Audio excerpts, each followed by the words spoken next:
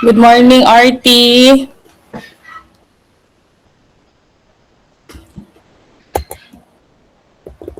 Am I audible? Audible ba ako mga RT?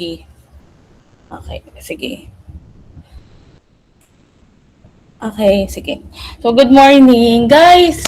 Hindi ba nag-brown out sa inyo? Hindi yun talaga yung una kong tinanong eh, no? Ang init, Diyos ko. Walang brown out na naganap saan ba kayo mga nakatira? Marikina? Ilang oras? Ba't sobrang tagal sa Valenzuela at sa Nabotas? Parang sa amin mga 10:30 ng gabi, tapos bumalik siya mga 2 o'clock na ng umaga. Okay. Ganun din ba sa inyo? Parang mga 4 to 5 hours?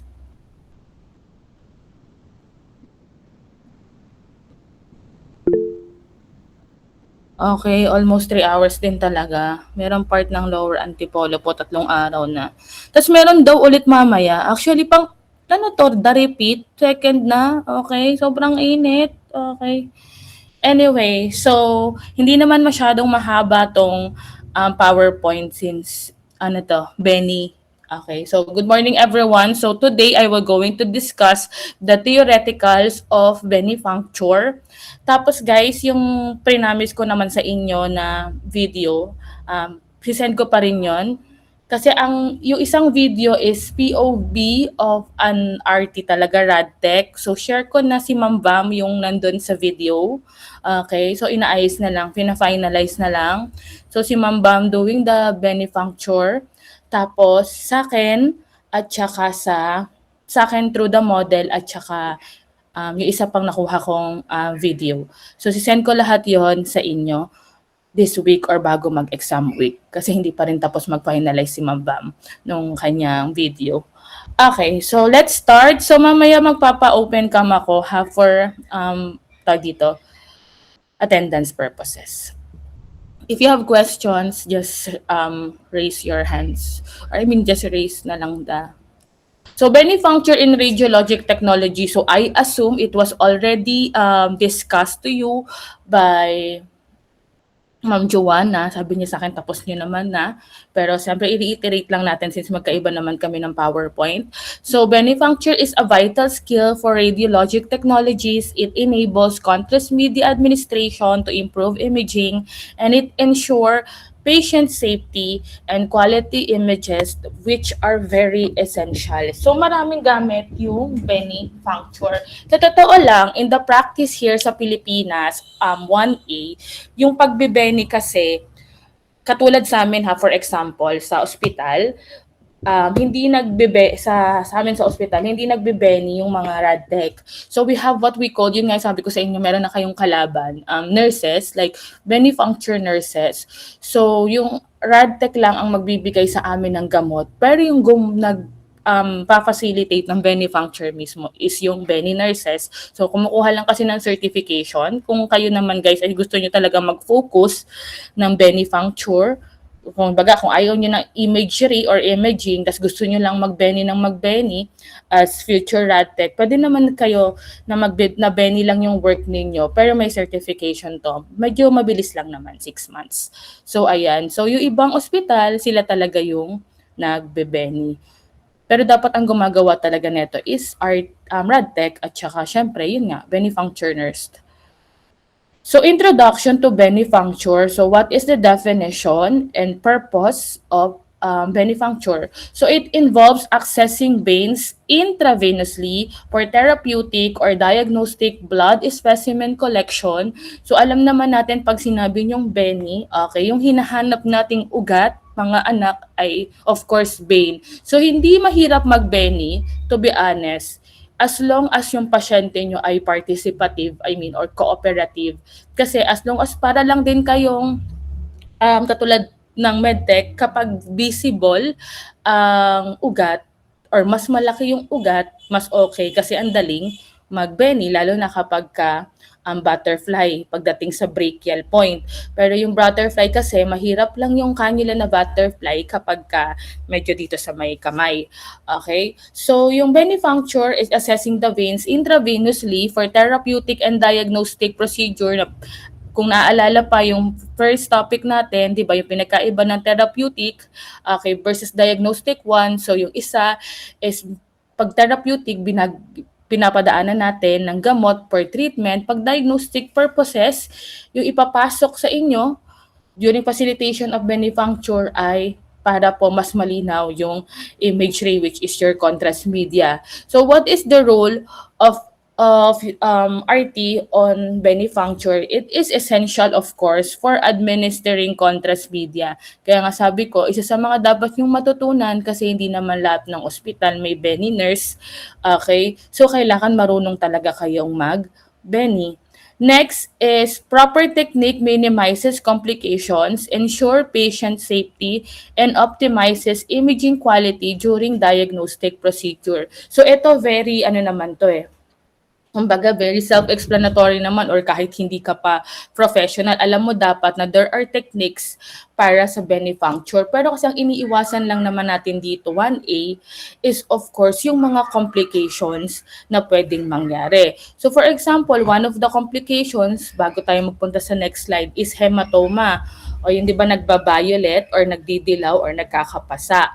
So para maiiwasan nyo yun, unang-una kasi, the needle, okay, or yung gagamitin yung cannula itself, that is considered, kahit sterile yan, that is considered as a foreign object. So para hindi nagkakahematoma yung isang pasyente, the needle should only last no more than 30 seconds.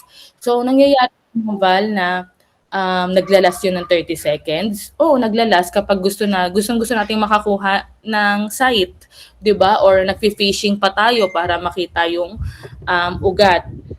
Pero sa totoo lang, dapat hindi ganun katagal, walang 1 minuto, kasi automatic mag-hematoma na talaga.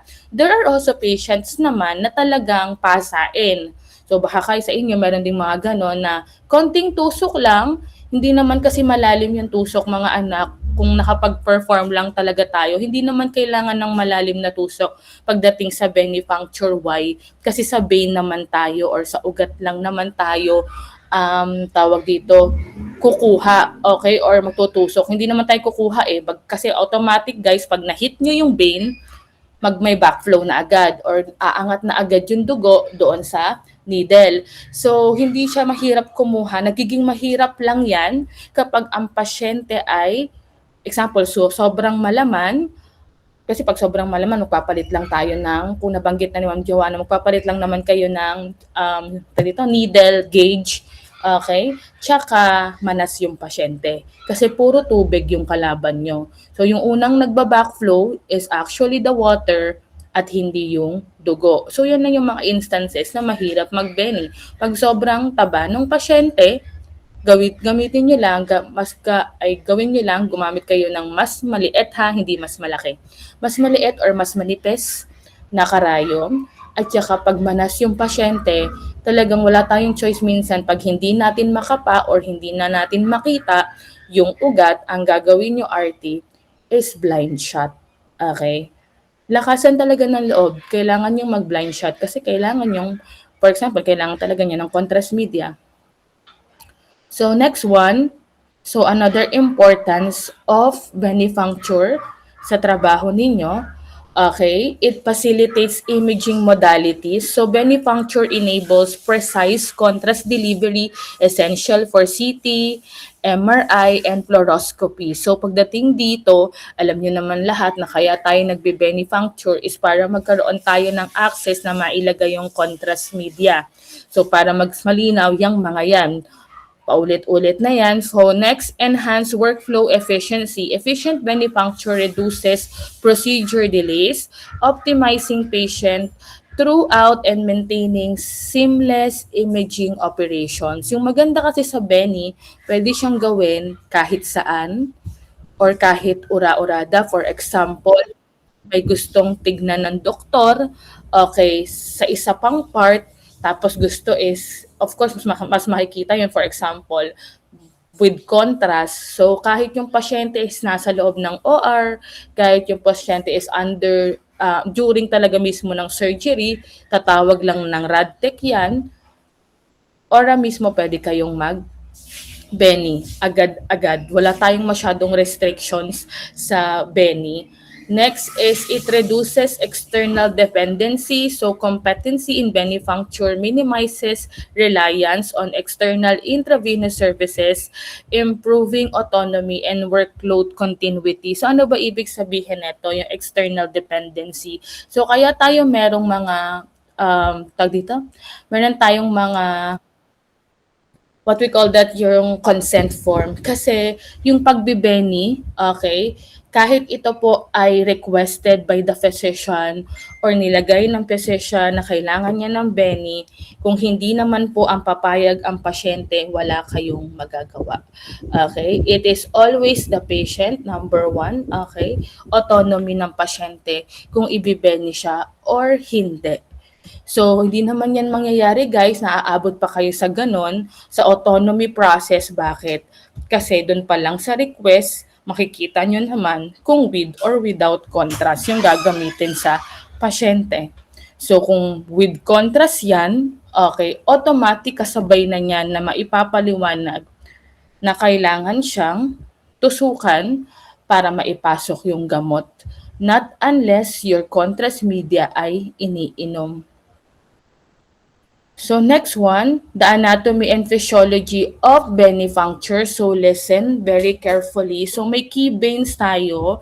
So hindi ko alam kung nabanggit na tong lahat. So ito po yung pag sinabi yung key veins, ito yung mga unang-una or mga site na kayo ay pwedeng mag-Benifuncture or mag-start ng plebo. So you have your median cubital vein. This is the most preferred site. So 1A, yung cubital vein, ito po, yung nasa pagitan ng arm and forearm nyo, yung nasa gitna. Gets naman. Okay? So yan yung median cubital vein. Okay? Kasi sa cubital fossa kayo yung landmark ninyo. So number 1 natin talaga is the brachial one. Okay? Ayan, yung nasa pagitan po ng arm and forearm nyo, yung humahati, that's the preferred site talaga. Kasi dyan malaki ang ugat. Next, you have your cephalic vein and your basilic vein. So, lateral arm and medial arm yan. So, ma'am, ano yung cephalic vein tsaka basilic vein? Isipin nyo na lang on the cubital site or on the medial cubital vein, meron pa po tayong ugat sa kanan at kaliwa. Yun yung lateral and medial arm.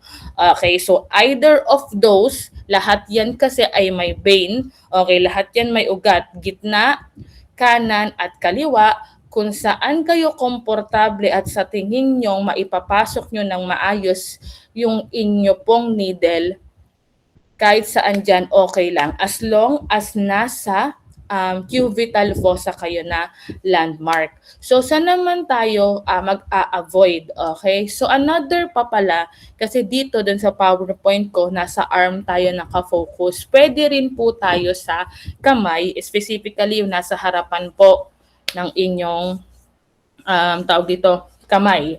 Ayan. Pwede din sa gilid, okay, nung malapit sa thumb, pwede din dyan. Pero napakahirap dyan. Kahit ako guys, yung dito sa may thumb part, okay, sa gilid ng thumb part, hindi ako magaling dyan mag-beni. Hindi ko matagal akong mag-beni dyan, so hindi ko siya preferred side.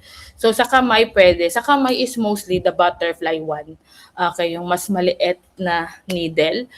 Okay, so ano ba yung mga i-avoid natin? So let's avoid the arteries, okay, or sa Tagalog ay pulse.